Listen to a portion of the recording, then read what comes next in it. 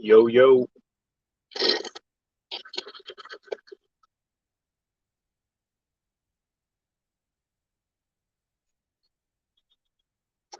got the cheesy green smoothie today. And the usual water, the usual favorite, right?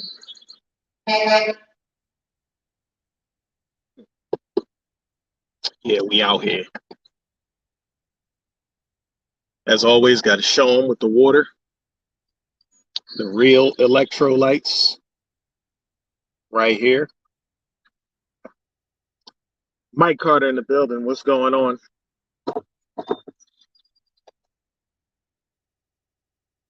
We out here early.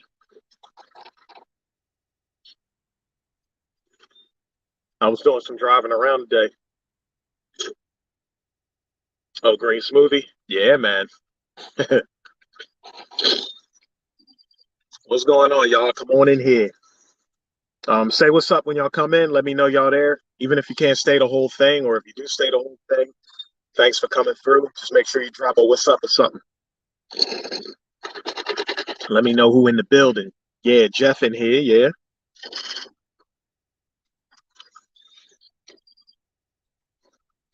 I had a question pop up about cholesterol, so I figured I got some free time this morning. I jump in.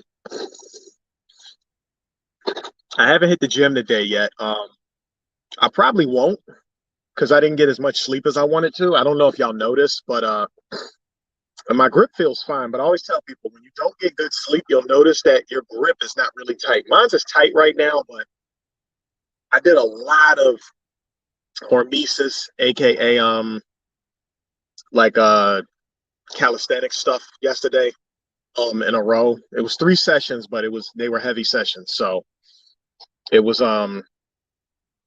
it's got me a little sore. So I don't get people who know me know if it's sore, don't touch it because if you're talking about burning calories, maintaining muscle and cutting all that, the days you don't work out, you want to drop your calorie count.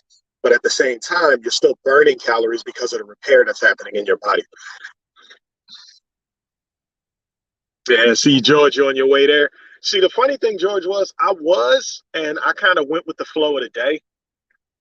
I was out, just doing some driving, doing some Uber like I always do, or extra early in the morning, because photography can be fleeting, right? Like if I'm doing like if it's sports photography, weather can kill it. Like yesterday, so it was a good thing I was out doing Uber yesterday because I don't skip a beat, and I like to be out early in the morning because if work don't happen, now I have the rest of the day to practice my animation skills, to work on some videos, to work on some new effects for when I go live and stuff like that. And that usually all that usually happens after the gym. But today, doing my usual Uber, and I was like all up and down the place, and I wound up back near home on the final drop. So I'm like, well, I ain't got nobody to train today. So I was like, I'm not going to drive all the way back into Philly. So I'm gonna just stay out here, do me some laundry, drink me a smoothie, and then just chill until it's time for me to do some photography later on, which today is a night job. So there's a big gap in the middle of the day where I'm gonna be chilling at home and just learning some more animation and video editing and stuff like that. Mika's in the building. Tariq, I see you. What you gonna be working on, George? It's probably back or leg day. Everybody start their week with back or leg day, and you should. You should work from big to small, low to high. That's the rule of thumb. Was in the hospital for 10 hours yesterday with chest pain. All my blood work was okay. So what the hell was the chest pain all about? I know they ain't. I know you ain't had no chest pain, and they trying to tell you that everything was all right. I know you're saying that the blood work was okay, but I'm like, come on, man. I hope you ain't rolling around with limited sleep. I'm noticing a lot of people are getting limited sleep. What I was going to say earlier is you can tell when you get really bad sleep, your grip is weak. You guys can tell. Like sometimes it feels ultra tight when you get good sleep, but if you get bad sleep, that grip feels really weak. Like you be trying to grab it, you could just tell. Like yo, it's not strong. Like you could just tell, and that's not a good day to go work out. You actually need more rest in that case. So don't push it if you don't get a lot of rest. I know exercise is important and everything, but if you're not getting good sleep, and you're not getting good nutrition, you're just helping to tear yourself down more. Because remember, exercise is a pressure, and it's a pressure that's going to cause micro tearing into your body, and it's giving your body the signal to build back stronger in some sort of way. So, and stronger is another way of saying my capacity to endure more electric charge is higher. So more electricity moving through the body, more power, more energy, more strength, more all of that good stuff, right? They did X-rays, EKG was normal. I'm making an appointment with the cardiologist. Yo, when they X-rayed you, did they check out the wrist issue to see what was up with that? Because I know you can't really get the workout on if the wrist ain't really there. So let me know if they told you what was up with the wrist while they were at it, or maybe you could just ask them later on when you go back in there.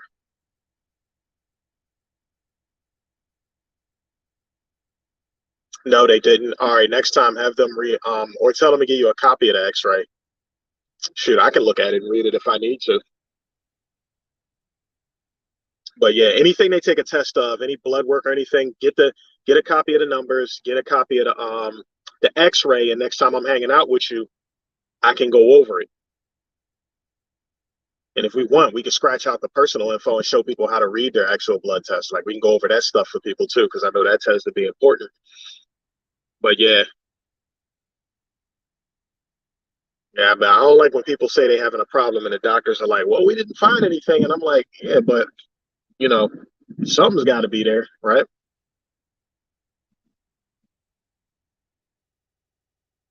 But yeah, all right. We got a few people in the building, so I'm here to talk about cholesterol. Me and the doc was on live on Sunday night, and cholesterol was actually a subject that came up because the doc was talking about for those who don't have proper cholesterol levels, then they would be able to eat eggs, if they needed to, and that would give them proper cholesterol levels, but not white eggs, not egg whites. We're talking about like full blown eggs. Now, here's what you guys need to know. The first thing is you need to understand that cholesterol is not primarily received primarily received from food. It is because of the nutrition in food that cholesterol can be made. So you have to understand that cholesterol is mostly synthesized, meaning it's in more than one place, but it's mostly synthesized in your liver. And the reason that that can happen is due to the certain triglycerides and lipids, aka fats, that you take in through your diet. Because you have to know what cholesterol is first. Yeah, Freddie, it was pretty good.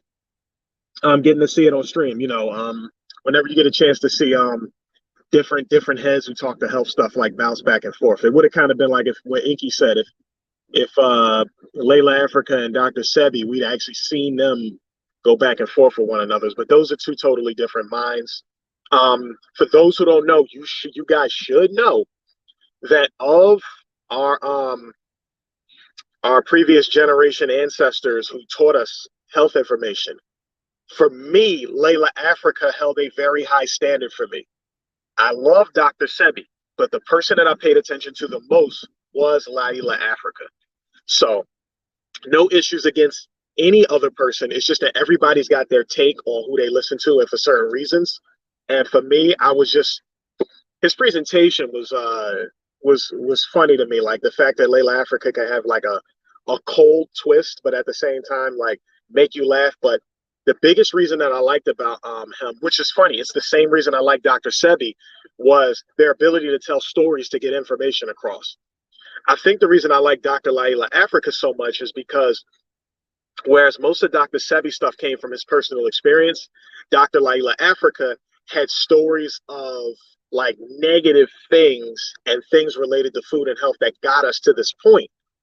So when you hear him explain things like how they came up with the name Lifesavers for candy, the nursery rhymes that we repeat and how bad those are for us, showing the connection between colors, nutrition, even to the point where when he was talking about some of the things that you would heal, he would bring it on certain levels. Like when he talked about diabetes, he would say like, if you wanted to help your pancreas and your liver out, You would use bilberry if it was a herb, glutamine if it was a amino acid. You would use vanadium if it was a mineral, like that kind of thing. So along with his stories and the history and stuff, and being the fact that he had the experience being like medical nurse, um, military psychology. He actually spent some of his time in Africa studying the Gullah people and a lot of the ancient traditions that we come from, and spoke so much about culture, and culture being the language that we all speak to help ourselves. I thought that was a really big deal. So I just wanted to let that be known, right? I know, right? Hit the like button if y'all can. Make sure you subscribe if you haven't subscribed yet. So, all right. So we're talking about cholesterol, right? So what is cholesterol? Cholesterol is like a oily, fattish substance, right? So it's built from lipids, and when we use lipids, remember we're talking about fat. So we're talking about fats that are used to convert to things like cholesterol, and cholesterol having its importance, like if your body's made up of trillions of cells, the membrane, or you could say the barrier to the cell, has cholesterol in it. Your nerve fibers have cholesterol, lots of cholesterol in them. Your brain has lots of cholesterol in it. You need cholesterol for your hormones, in order for your like testosterone, estrogen, things like that, steroid hormones. Um, Cholesterol is used in the process of synthesis, especially for things that are fat related. So you also, something that I mentioned when I was on the live stream with Inky, is cholesterol is used to repair, well, I don't want to say repair yet, but to seal up the damage of your blood vessels and nerves. And this is something that I don't hear mentioned a lot, and this is very important. When you hear people say like, oh, they because you guys, your veins, your arteries and stuff like that, they have the ability to dilate and constrict. So they're stretchy.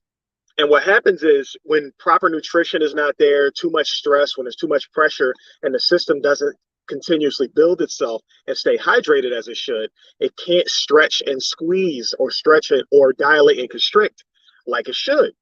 And what can happen is there can be tearing in the blood vessel walls. Well, cholesterol comes in and patches the tears to make sure that things don't get out. So it's the quickie way. It's kind of like you band-aiding a wound. So you have to understand that this very important job of cholesterol. So when you guys hear that you have high cholesterol, you have to consider the uses of cholesterol, and are you getting those uses? A big one being vitamin D production. Vitamin D production, aka hormone D, because it acts like a hormone, it requires cholesterol in order for it to happen. Both of those, vitamin D and cholesterol, are required for things like testosterone to exist. So you have to understand up front that your liver synthesizes cholesterol. It helps synthesize vitamin D. It helps synthesize what was the other thing in the trifecta that we just had there? So we got the vitamin D, we got the testosterone, and I guess I'll get back to the third one. But basically, what's being said is you have to understand that cholesterol is an integrity thing, just like fat. Like I always liken fats to sealant, right? So if I were giving you guys an example, if you have a house, the shell of the house, they put up the wooden beams, maybe the bricks and stuff like that, the structure. If I were talking about anatomy, then I would call it the bone, because it sets the structure of which all other things are going to lay in and on. If I'm talking about our macronutrients, then I'm going to call that structure of the house the protein. So the protein is the thing, these mechanisms, these structures that are built that are meant to perform a function, but they need something to activate and maneuver the function, right? So if you have a house, the macronutrient protein would be the shell. The fats would be the insulation. As you guys know, if you were to tear the sheetrock off your wall and stuff like that on the inside, you probably see a lot of foam and padding and stuff inside of the walls. So in your body, that would be likened unto the fat. And the fat having things like sugars and phosphorus and cholesterols attached to them, or sterols, right? Because it's cholesterol. So steroids or sterols is very important to formulating cholesterol. Now, the last thing that would be in that house would be the electricity, right? That gets the power running in the house. And in terms of the macronutrients, those would be that would be your carbs. Okay, so your carbohydrates is what is it's your, if you want to call it sugar, you could say that's your crystallized electricity. Okay. So that's what's going to power the system if we're using an analogy for all three. So understand cholesterol is of the such, whereas fats would be used to insulate the system. A derivative of fats being cholesterol. Cholesterol would be used as a the integrity of things that are kind of moving. So hormones, um, the pet when you guys are in the doctor's office and you hear them talk about LDL versus HDL, what they're really talking about is the quality of fats that's being carried around. So what happens is if the quality of material is being carried around inside of the lipids, which it's like a lipid cholesterol kind of packaging, right? If the quality of the lipids are low, it's low density. If the quality of it is high, it's high density. If the quality of it is very low, it's called very low density. Hence, high density lipoprotein. Lipo meaning fat, right? Protein is a structure, a mechanism to perform an action. What action? An action of shuttling things and moving things across the body. Okay, so lipoproteins. So high density lipid, low density lipid, very low density lipid. And they got like intermediates too. If you guys go ahead and study it, you'll find that there's intermediates. So what must be known is, why is a cholesterol in a person's body high? Well, you notice that a lot of cholesterol gets attached to food for some reason. So like, for instance, when me and Dr. Inky were talking, he was talking about getting that coconut meat in versus getting the eggs in. So vegans are getting that coconut meat, not water, not oil, meat, because the meat has the saturated fat. The oil has a saturated fat too, but you want to remember, when we're talking about things that come out of nature, we want to keep things combined. So if you got the coconut gel, like you actually crack open the coconut, you got the gel or the or the water if it's like a young coconut, right?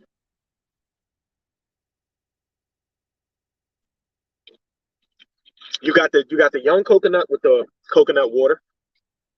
You got a pretty mature coconut, which is going to have a gel in it, but they're all going to have a white coating around the edge of the coconut that you can spoon and eat along with the gel. So you got your liquid portion and you got your meat portion, and it's high in saturated fat. Fat, aka known as lipids in the body. And cholesterol is a type of lipid and sterol, cholesterol. Okay. So is it accurate to say good and bad carbs or good and bad cholesterol? Mm. Well, that's if you're associating, um, which you can, if you're associating, because we know there's when you talk about sugars, it's kind of weird. You want to keep you don't have to separate it, but you want to kind of keep a separation.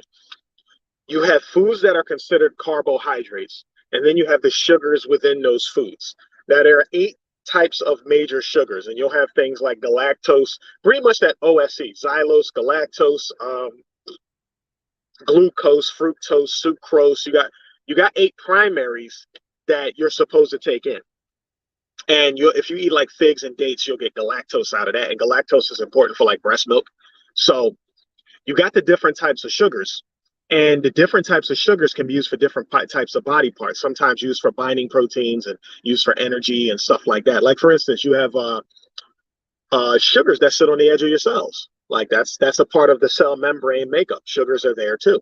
So it's not a case of not having sugars, but we're talking about something in a mathematically natural state versus something in a synthetic state. Nature, when it's growing a thing, just like your body, it's grown properly. It's when you mess with it and destroy it or don't utilize it properly when it decays and you get all the problems from it. So just like food, our bodies kind of operate or they self break down, when they cease to operate. So if the so-called spirit inhabiting the body is no longer there and the body is just a bag of meat, then that meat is going to slowly, because of the weather elements, decay and become food for something else. Okay. But when we're talking about like diabetes and you're eating too much sugar, we're talking about things that have the perfect math of the trifecta removed: the fiber, the water, the nutrients. When nature makes things, it makes things in the perfect package. It makes it with proper nutrients that's necessary to give you proper fiber to help you release any waste created from that food, and proper hydration to keep movement going within the body. Because remember, we're made up of mostly water. If water is not included, then things become rigid and then they can no longer function the way that they're supposed to function. So water is necessary. When mineral and water combine, now you get a gelling effect. The gelling effect makes things have more surface area. So now when they move across your body, they hydrate, but they don't dissipate fast. It's a difference between squeezing out clear gel and squeezing out liquid water. If I pour this water out, it's going to come out very fast, very fluid. But we know things that have a lot of water, like our blood, are not like that. They're a little bit thicker. They're more in a gel state. So in that case, if you try and pour it out, it'll kind of have an oozing like effect to it because it's gel, because there's mineral in there too. How else do you know? When you sweat, when your tears come down and you taste it, it's salty. And it could be sweet, I guess, if you're very diabetic, especially urine, right? So it's always in the things that come out of your body. So good and bad sugars or good and bad carbs are mainly based on the way in which they are received. So synthetically, you're going to get white flour, right? White flour being no fiber, being no water. So you got two issues there. Number one, you don't have any water because obviously you're not going to eat the flour plain, just a puff of smoke into your mouth. That's an issue right there. That's drying. So your body's going to try and salivate to even create liquid to it. So it shows you the importance of liquid right there. And then you have no fiber. So once your body starts hitting it with the digestive acids and moving it into the small intestine and everything, the nutrients are also removed. So there's nothing to pull out in the small intestine, the duodenum, the ileum, and all that. So it keeps trying to pass through, and it's this drying agent. So if it's not enough water, your body pulls more water out of itself. Then it pulls minerals out of the bone because it's an acid structure. So it has to alkalinize it, and then it has to gel it, and then create a slick kind of way of getting it through and out the system. Whereas if fiber was in there, then the water that came in with the fruit and the fiber would have turned it into a gel by itself. And that would be your soluble fiber, because soluble fiber gels with water. It can absorb through water. Insoluble fiber is a part of the packaging system that helps you move the food out. So you have the hydration and the packaging. So now you have this slick movement. The slick movement also in the early stages makes it glide along your digestive tract. And because it's not just, straight liquid water, it's a gel. It's kind of like moving a glob of gel across some Velcro. Like I said in one of my other live streams, like when you slide it across the surface, the little finger-like projections in your stomach called the villi is able to grab on to whatever's inside of that gel. So if it's gel because there's mineral in there, then the villi have a greater chance of grabbing it because of the surface area and pulling it into the system. Now you got the gel and you got the mineral. And whatever's left over keeps the passageway, the digestive tract, slick so that any waste can smoothly move out. It also, by remaining slick, doesn't allow debris and nastiness to stick inside of your system, which is what causes the gunk buildup inside of the digestive tract, which causes the ulcerative colitis, the digestive problems, the inability to get your minerals out of your food, the removal of the glycocalyx, which is like a sugar-based hair that lines the inside of your body, so you don't tear yourself apart. In terms of good and bad cholesterol, the issue is when you eat inflammatory foods. So when you see a food that says the amount of cholesterol in it, it's chances are it's a live animal. You're not getting it necessarily from nature. Nature is going to have something like phytosterols. So it has the sterol part of the equation. And then the healthy fats, coconut meat, avocados, things like that, those are going to impart the lipid side. So you can have the lipid and you can have the sterol. And now when your body goes through a pathway that's used to help create vitamin D called the mevalonate pathway, that's a part of the pathway where the cholesterol is going to be formed within the liver. Okay, so that's where cholesterol. So cholesterol, if you take the meat and the animal products out, it's being synthesized largely, even if you kept the meat in, it's still being synthesized largely by your liver based on other nutrition you eat, fats, plants to get sterols, phytosterols, things like that. So it's a combination of factors in your body. It also makes up the bile that's inside of your gallbladder, which is used to help emulsify fat so you can break down fat within your body. So to say bad cholesterol is to say I'm eating food because your body doesn't necessarily, if you guys like study this stuff, you'll realize your body does not necessarily draw in a lot of its cholesterol from the things you eat. However, inflammatory foods Toxic foods create a condition where your body has to synthesize more cholesterol, which is going to cause some cholesterol to be leaking in your system a lot. So when the doctors see you have high cholesterol within the bloodstream, that means a lot of things are being shuttled in your body that requires it. And if it's mostly due to damage inside the body, which is most people, well, that's where the cholesterol is going. Remember, I told you guys earlier, your veins and arteries are sealed. Like when you start all the toxins start to tear up your blood vessels, cholesterol is used to help seal that up. So that's going to cause more cholesterol to dump into the bloodstream. So that's where when you see a lot of cholesterol in the bloodstream, that's high cholesterol. When you see high HDL and LDL, you're talking about the quality of lipid being passed through the body and its use. So that's what it's about. So is it good to say that, accurate to say there's good and bad cholesterol? Yes, but it's just a measurement. It's just saying like, yo, your body's shuttling a lot of bad stuff around, or your body's shuttling a lot of good stuff around. That's why when they want you to have good cholesterol, they tell you to eat good foods. When you have bad cholesterol, they tell you stop eating bad foods. So it's attached to food because the food, if it's animal product, will have cholesterol in it, but the bulk of the cholesterol moving through your system is not necessarily the foods you eat. It's actually what your liver is synthesizing for what's necessary in your body.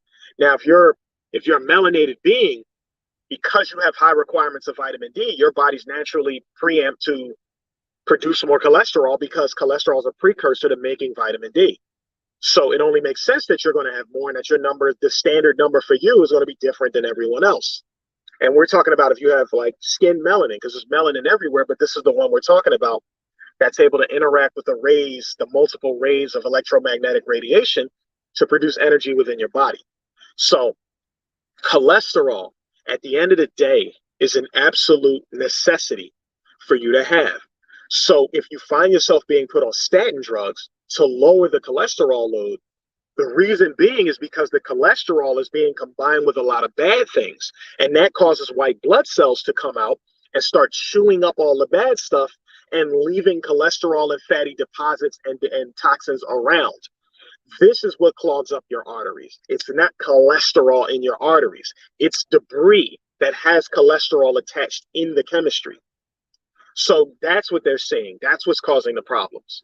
So people have to realize that. So you start taking statin drugs, the mevalonate pathway, which I think is like the synthesis of cholesterol has like 30 something steps in it. The medication removes about it, or at least it deals with about the first 18. So it's stopping or slowing down, depending on how they dose it, the production of the cholesterol. But if you stop the production of the cholesterol and the cholesterol has proper uses, what do you think is going to happen if you take that medication for too long? Because remember, medication stops a symptom, doesn't solve the problem. The problem, it could be high amounts of stress, which will dry your body out, make your blood vessels very rigid if it's chronic stress. Now, your body is built to handle stress. So don't think like, oh, it's a stress. Your body is built to handle stress. There are military people who go through stress their entire life, and their body holds up better than people who stay at home and don't get into wars and fights at all. The reason being is because when they get stressed, there's proper movement and activity and nutrition being given to them from those who are running the military. The perfect nutrition? No, but they get stressed. They're usually running, fighting, shooting. What's it called, right? Fight or flight. They're usually running or fighting or doing something with the energy that their body is piling into them to dissipate the stress. So they go into a stressful state, then they go back into a safe, calming space. So it's not chronic, meaning the stress is not like I'm in the middle of war about to get shot for 5 years straight and it never stops. It's not like that. We're talking about a situation where it's like it's acute stress. It just happens multiple times. You're built for that. You just have to keep the nutrition coming in because it saps things like vitamin B. So when you're constantly losing vitamin B, because of the stress responses, you want to replace vitamin D so you can continue to have their stress responses. Why?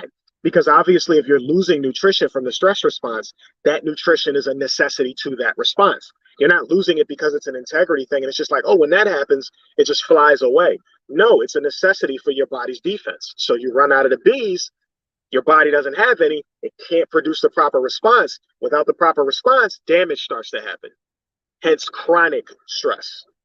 So you get the chronic stress, the damage starts happening within your system.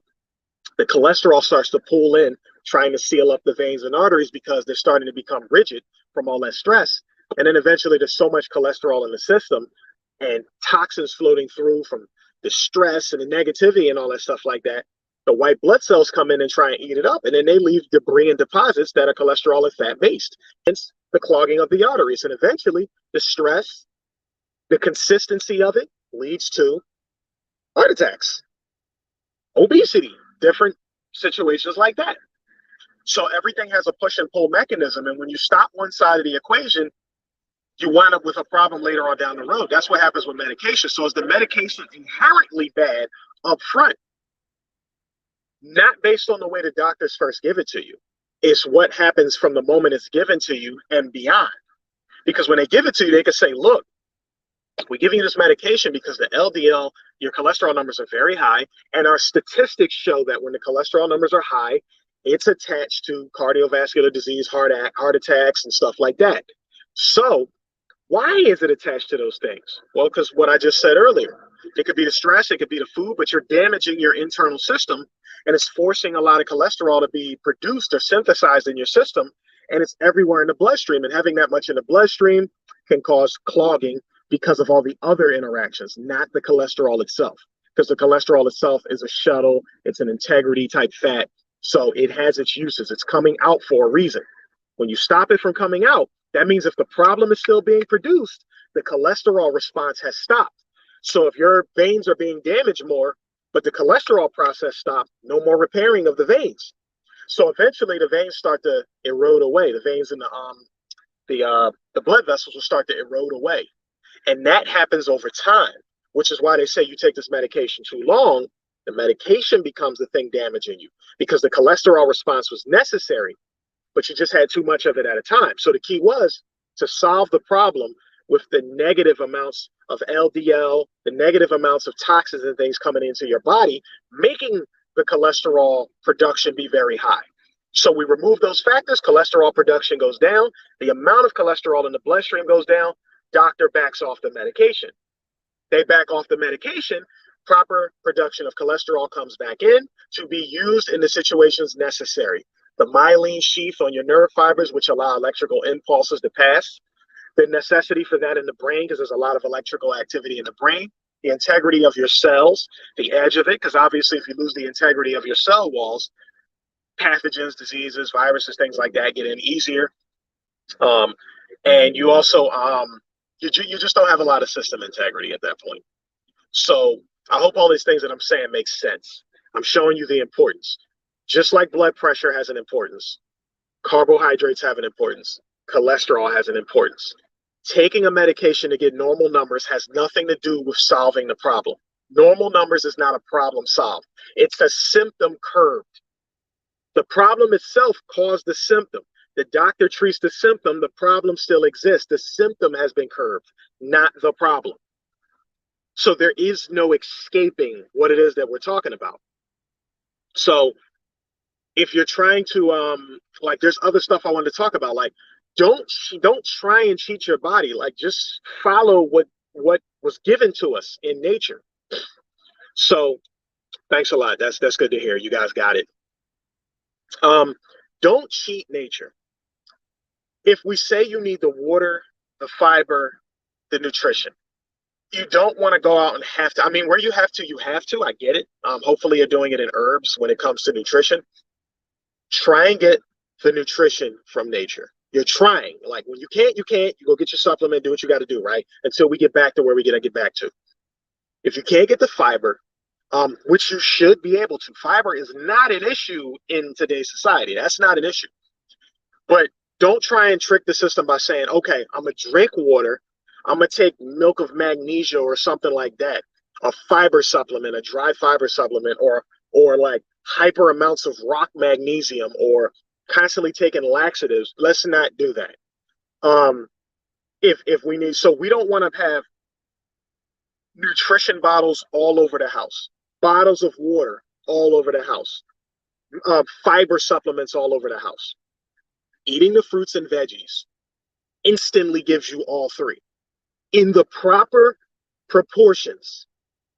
And if you get multiple colors, now you get the pigment going in. And when you get the pigment going in, you're talking about the integrity of the translation of frequencies within the environment. Because when you see, you have to understand that colors you see in the environment are being reflected. All other colors are there.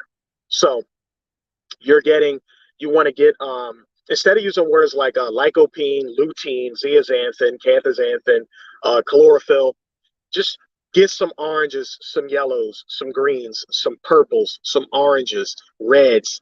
Let's just get the color in. Because the colors that you're bringing in literally electromagnetic data. It's basically, you got to remember, everything in the visible spectrum is because of light. We are light bodies. Light is a disturbance within the ether or within God, as we say, right? And if it's a disturbance within God, we also create other phenomena like electricity and magnetism. So if light produces these things, light is the reason we can see colors. Then colors will be the reason that we can interact with light. And what is light at the end of the day? Frequencies, multiple frequencies. What's the point of senses on the body? To receive frequencies and turn them into usable data so you can survive within your environment or experience your environment. Because what are we? We are spiritual beings having a three-dimensional experience. That's what we would say in the conscious community, right? So if you are a 3D being having a spiritual experience, I know I'm kind of shifting gears here, right? But just rock with me. When you hear people like, I'm shifting gears a little bit here, guys, because this gets talked about a lot. Everyone talks about this 3D, 4D, 5D thing. And I have a lot of conversations about it in the gym with my wife, and I hear it different ways. I don't want people looking at 4D and 5D so much that they lose the understanding of the 3D. The 3D, the body, this physical experience, this matrix, is the means under which spiritual things can be experienced physically. So when we say, now don't get me wrong, I understand the definition of when people say move from the 4D to the 5D. Now remember, in esoteric studies, the 4D is not, 4 is not in the Fibonacci sequence. Because remember, it's the numbers constantly added on one another. It's 1, was it 1 and 1, which is 2. 2 and 1, which is 3. 2 and 3, which is 5. There's no 4. The reason there's no 4 is because the fourth dimension is time, and time is fleeting. You're only in moments. Time is a measurement. So it's not a consciousness level. Consciousness levels are 1, 2, 3, 5. Time is how the conscious levels move. And if you keep going beyond the fifth dimension, you'll actually get some more universal and then I guess I want to say metaversal, but multiverse concepts of it. Meaning from 1 to 5, it's about controlling your universe, the things you can do in your universe.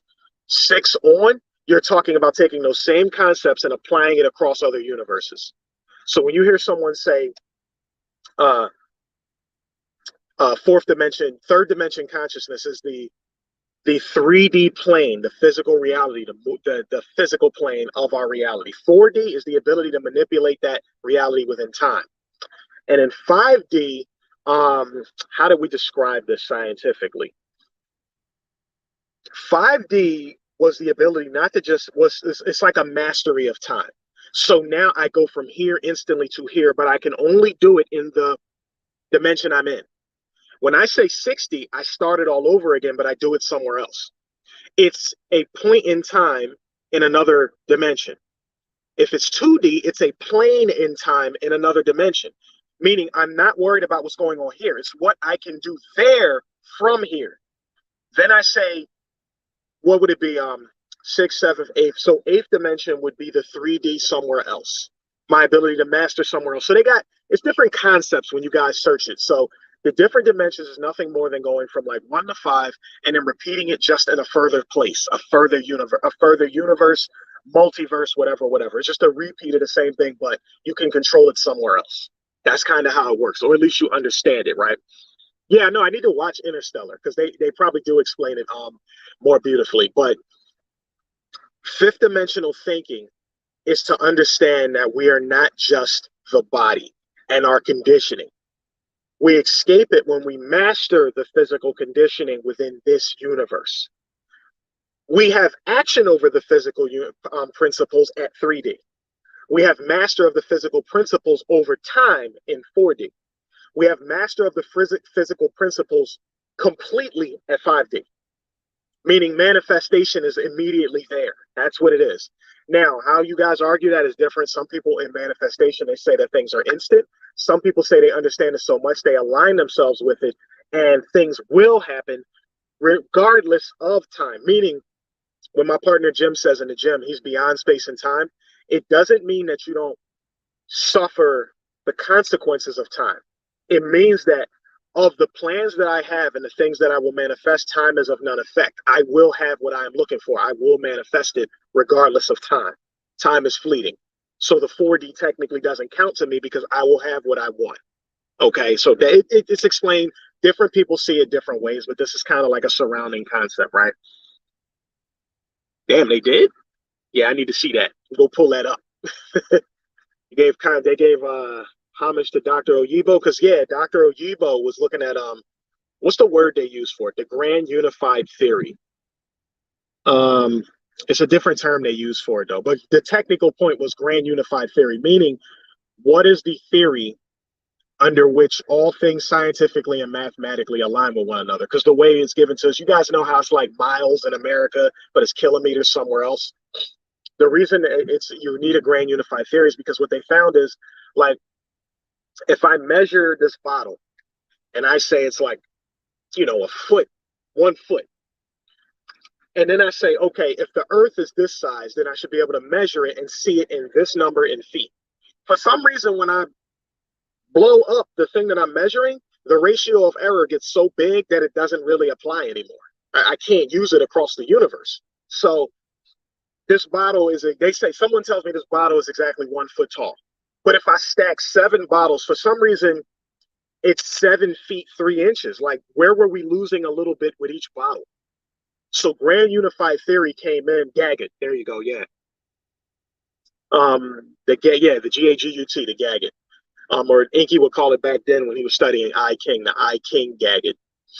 But the purpose was grand unified theory was to say to get the measurements proper so that we could produce proper technology utilizing science and get, when we're doing our math, we get things right. We don't slowly get things wrong. And in the capitalistic society of America, we call it planned obsolescence. So you build something almost perfect because the little ratio of error you leave means the product will break so that people continuously buy more, hence keeping your business alive. So back in the day, we had more integrity in things. Like a Toyota Corolla could go over 500,000 miles. The average car now, people tell you to get rid of it at 100 to 125.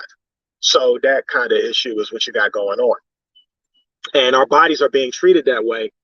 And it's weird. It's like science, because of the capitalistic society we in, they rather things be in position of destruction and you just hold it alive versus just giving it everything it needs to stay alive and frolic and do what it needs to do on its own.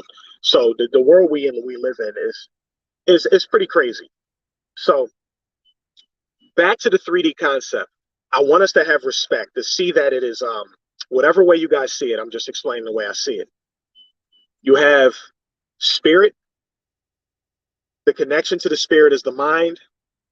And what is gathered from the spirit, utilizing the mind, gives the body function. So our ability to create is because we have a mind that can pull from the spirit. The unseen, the mind can conceptualize, imagine, do all kinds of things with something that's being pulled down from the unseen to the point where it makes such sense of it, the physical part can now make it seen. Now, I get into an argument in the gym with a buddy of mine, and he's constantly saying that when you reach the 5th dimension, it's almost like he's saying instant action. I can instantly produce anything. Now, it's a nice concept. I don't want to negate it because it's not like I know one way or another. Nobody's there yet. But what I'm saying is I told him, I was like, I can't reconcile time with that. The best example I can use is I believe that all things that are being manifested that have not been manifested yet have to go through the process of time. And the reason I say that to him is because he's constantly saying I'm meditating and I'm trying to reach the 5th dimension so he can have full manifestation at the time he wants. If there's pain, sickness in the body, my mind, like that, gone, right? But he's going through time trying to get to that point. And that's what I mean when I say that you have to go through the concept of time. The temple, the body, the means under which you can pull a spiritual thing down, has a position it must be in to actually manifest things. This is why we have to treat the temple of God, right, with such respect. We have to feed it right, regular exercise, breathe clean air, stay out of negative situations and stuff like that to keep our temple in working order.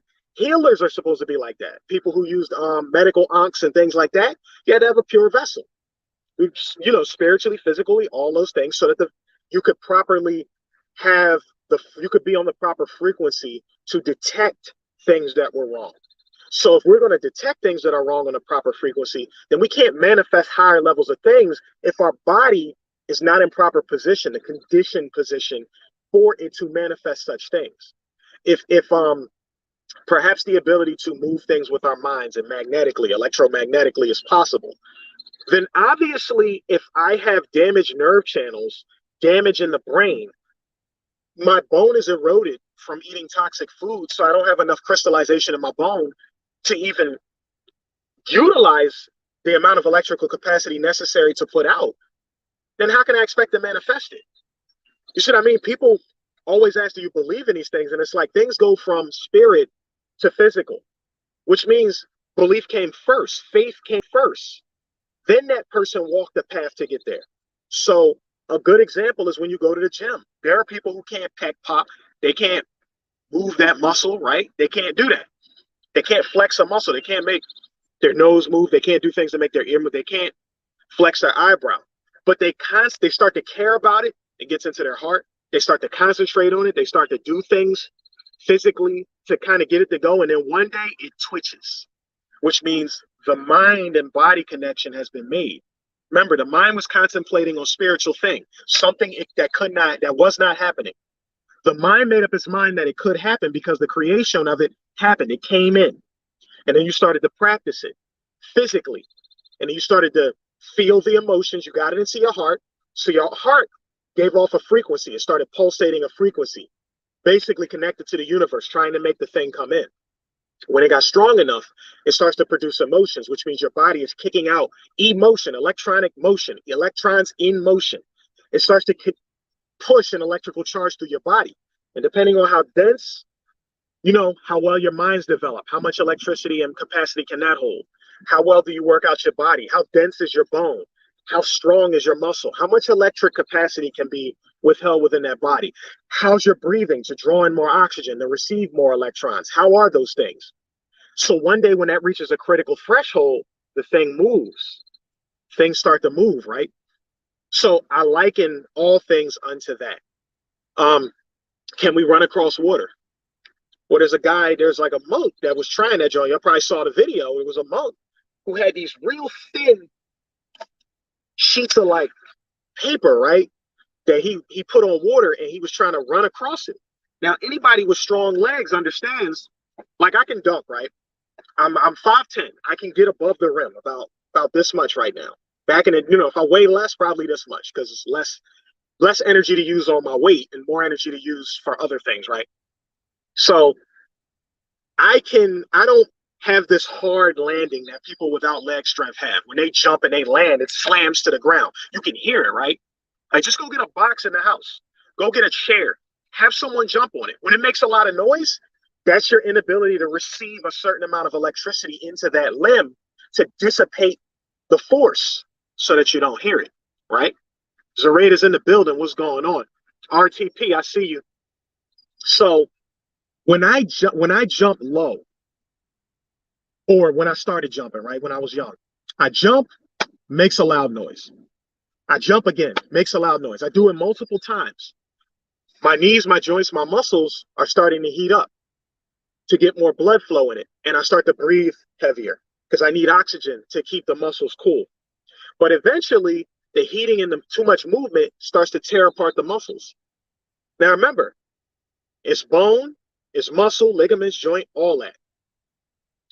Bone is piezoelectric. Piezo means compression, stress of causes the next word. So piezoelectric means stress of causes electric. Pineal gland, piezochromatic. Pressure of causes color. Okay, we got that. So when I kept jumping, I'm inducing an electric charge inside of my bone at the rate of which I can actually jump. Because obviously, if I jump higher than I have capability to jump, when I land, there's going to be an impact greater than my own body, muscle, bone can handle. So I start to feel that as pain. Like when you hit your funny bone, that's what I'm talking about. Bang, and you hit it hard. It's like, ugh, that feeling you feel is the electricity you just induced that's trying to dissipate.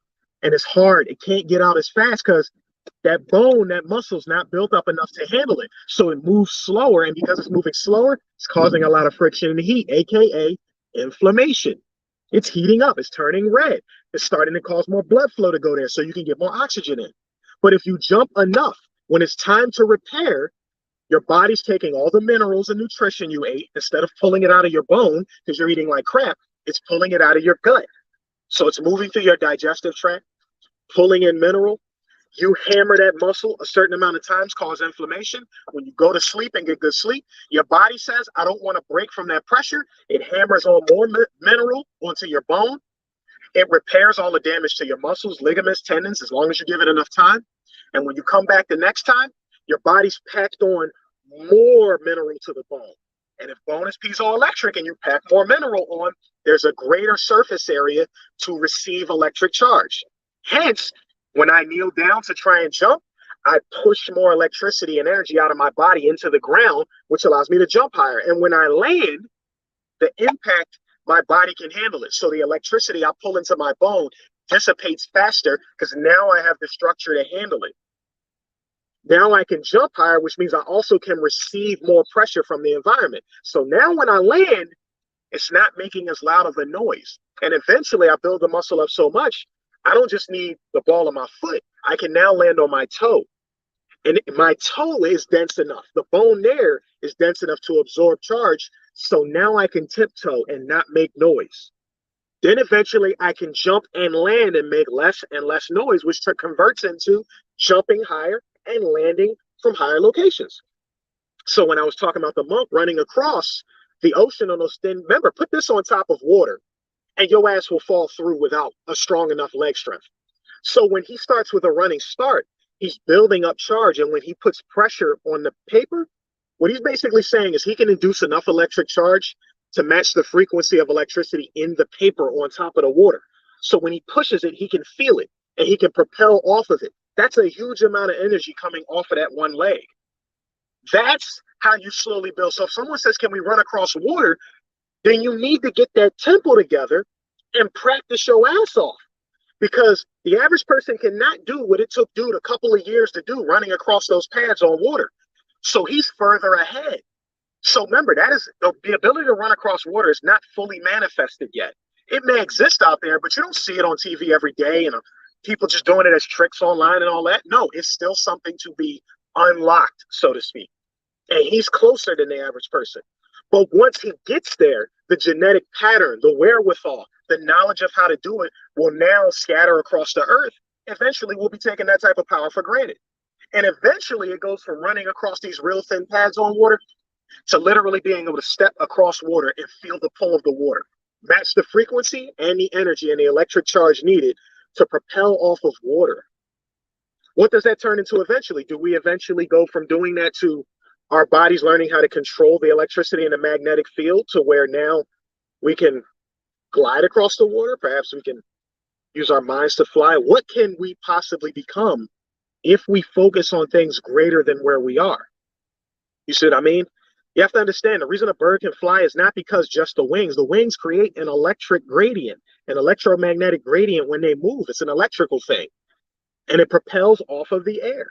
The surface area is created under that which it can propel off air very well. They eventually have to build up the strength because remember, newborn birds can't fly. They have to learn. They have to build up the strength. They have to propel themselves and learn the frequency and the method under which they have to maneuver. As humans, we consider animals in the environment to learn how to make our bodies do the same thing, either through technology or the development of the mind to the point where the body starts to respond. What is martial arts? Connecting mind, body, and spirit so they can do things the average person hasn't been able to do. And it looks like as slow as we're moving, it's going to take some time to really get our body where it needs to be. George Macon, that's right. Urban Nerds Worldwide. That is what this is. This is nerd data right here.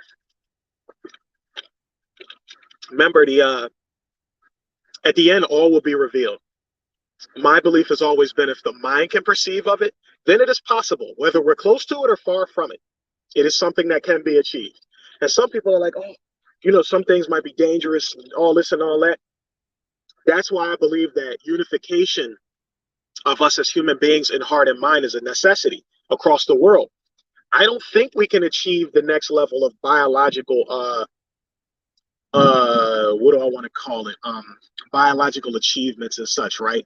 Maybe the ability to have telepathy to talk to one another. I don't believe that's possible where we are right now. It's too much evil and lack of love in the world, because love is a certain frequency that causes a certain magnetic field to permeate throughout the earth, which causes the earth to respond and change the environment to the point where we can do other things.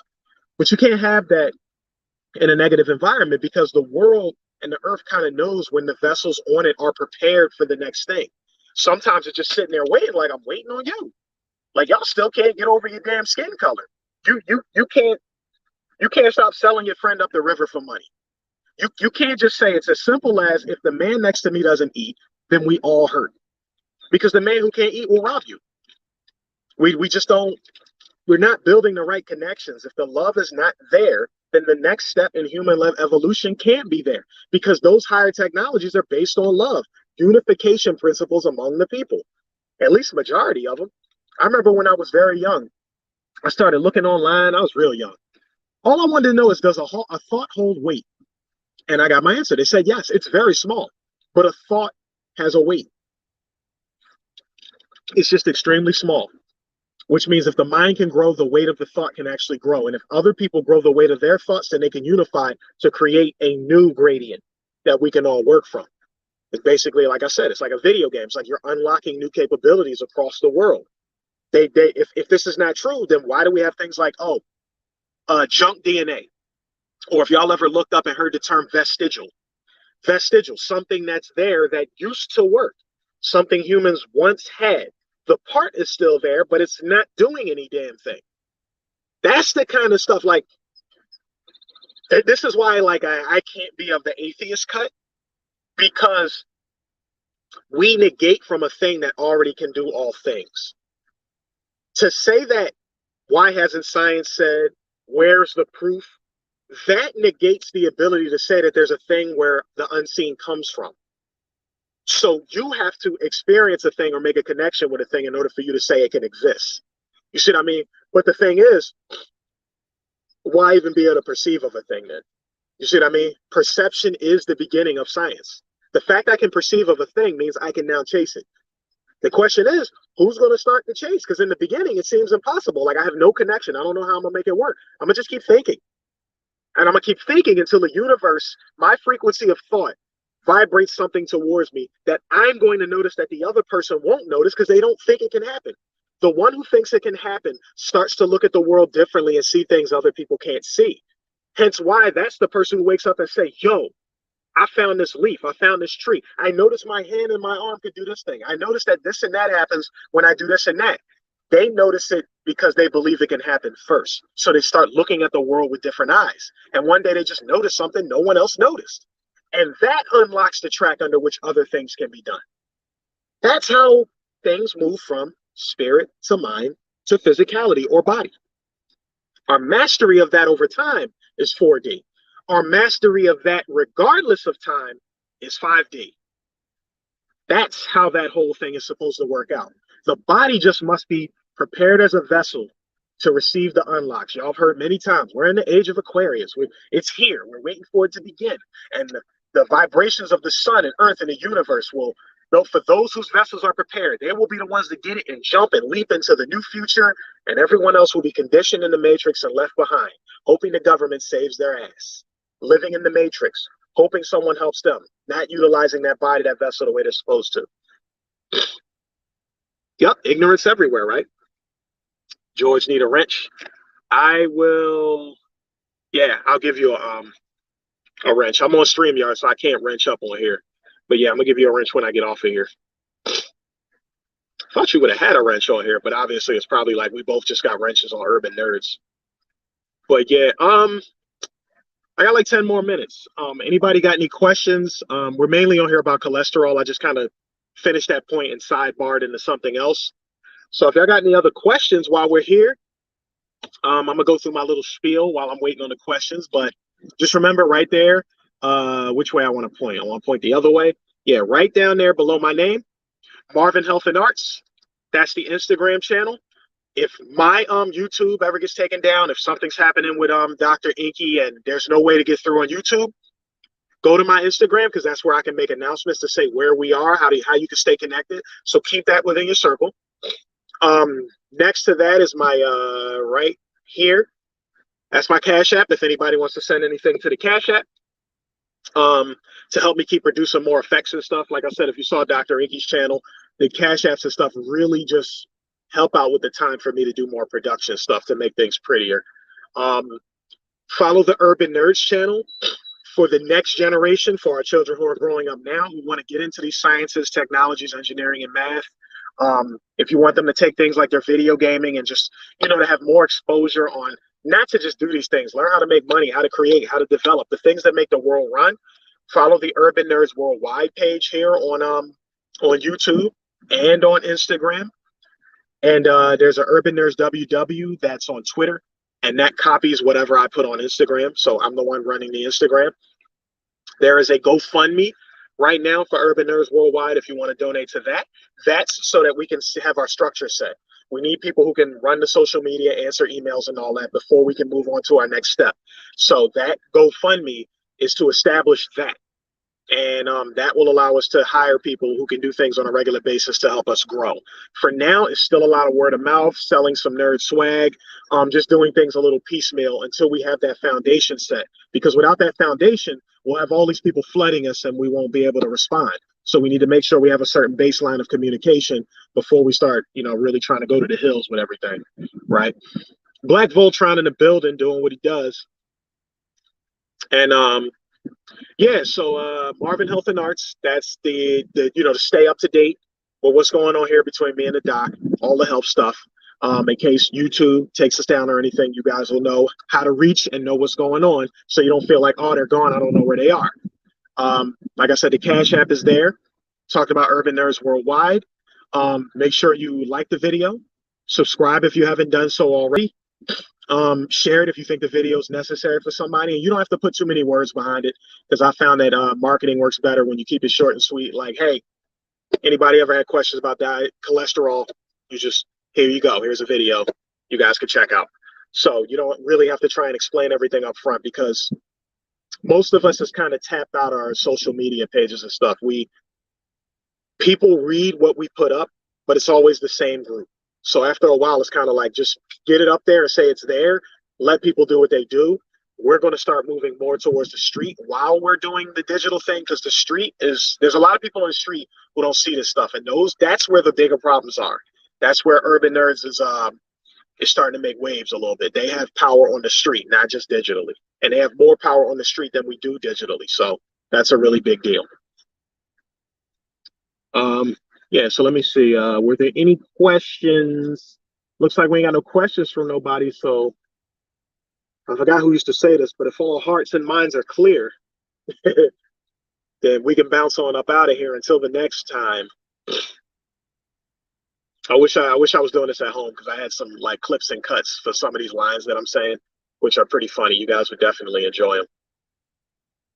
But yeah, no quick questions, no diabetes, cholesterol, high blood pressure, basically those main three. Anything outside of that, we'll probably do a different live stream, because it starts to stack from there. But yeah, I don't see anything. I'll wait a few seconds, see if I see any questions. If not, then we'll end it and get on up out of here. Let's see, anybody else jump in the building that I didn't see?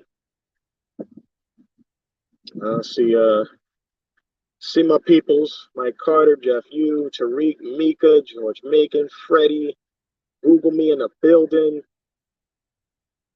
RTP, Zareta, I see ya, Black Voltron, yup. What's this? I got a gang of questions. I've been down for the count with a back and hip injury for at least 2 weeks, which was working out. My man was probably deadlifting. Either deadlifted or you fell down some steps at work. But if you want, last thing to the family out there, if you have questions, I'm about to end the stream since I don't see anything up front. What you can do, especially you Black Voltron, when the stream goes down, then the comment section becomes available. Put questions in the comment section. Don't come back to the live chat because I'm not going to see that. So you're going to have to go into the comment section now once the live chat ends from the live stream. So make sure you go into the comment section after the video ends, and that's where you put questions now so that I can formulate another live stream later on. And if it's something way too advanced, then I'll make sure I just address it with the doc. Now, y'all know with the doc, there's a 40-day fruit fast coming up at the beginning of the month. I'll do another live stream, probably at home with that because we need visuals. Also, the ticket sales for his event that he's bringing in the week around the week of July 10th. The ticket sales are going to be going on sale sometime this week or probably early next week. He said this week, so I'm waiting to hear about that. There will be a stream attached to that so that people will have the option to get tickets. I don't know how many seats it'll be. Originally said about 60, but we'll see.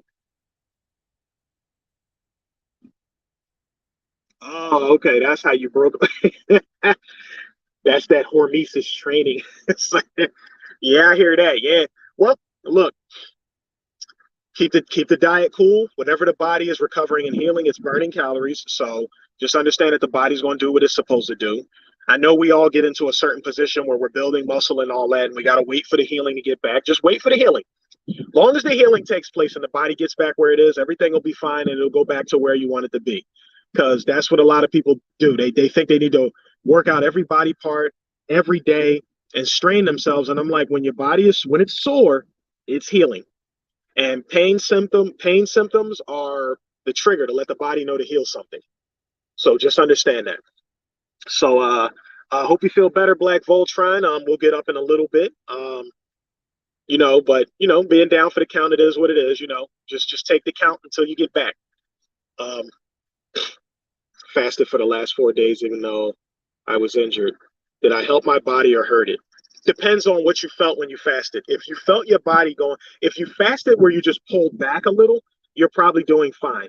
If you fasted where it's like, I just did water and I ain't eat nothing for 4 full days, if your body's not used to it, then you probably stressed it in the first couple of days, which means when you come off of it, your body's going to have to figure out what the new cycle is. Because when people start to fast, their body goes into a semi-stress state, a very bad stress state for people who try and just drop everything they're doing right away. And that stress can do some damage. However, if you slowly transition into the fast and the body learns its new cycle, it's going to realize with less food, it has more energy to do repairing. And that's a big deal. So you can drop the amount of food, add in some healing modalities and maybe some herbs and stuff like that speed up healing for certain things. And the fact that you're not eating as much, your sleep time and all that non-eating time will be devoted to your body actually doing the healing, as long as you're in a resting state and you're not putting pressure on it. Resting state meaning you're just on chill mode. You laying down, getting some sleep. Because if you're up moving around, then your body's like, all right, we're going to trickle out energy for whatever you might do throughout the day. But when you're in a relaxed state, not having that much food in the body and all that actually helps it, as long as you're not like overly stressing it from not eating at all. You said water and no food, although you felt better. Got a little sick yesterday.